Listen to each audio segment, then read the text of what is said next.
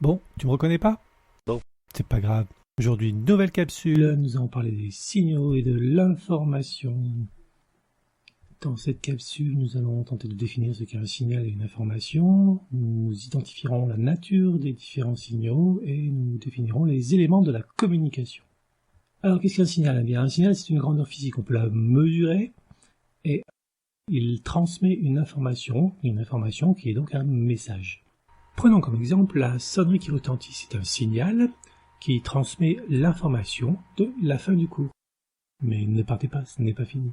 Il existe donc une multitude de signaux, par exemple des signaux échangés entre les êtres vivants, mais aussi des signaux échangés entre les êtres vivants et les objets techniques, ou encore des signaux échangés entre les objets techniques. Ces signaux sont de différentes natures. On parlera de signaux sonores, de signaux lumineux ou de signal radio.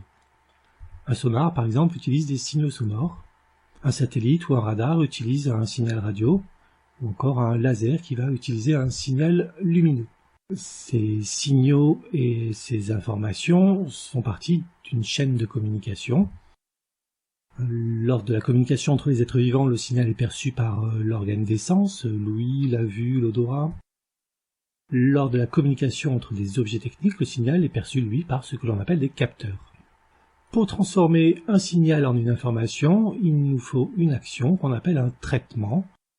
Et le traitement nécessite donc un émetteur, un récepteur et un dispositif de transmission de l'information. En résumé, un signal est une grandeur mesurable qui transmet une information, c'est-à-dire un message. On identifie des signaux de nature différente, les signaux sonores, lumineux ou les signaux radio.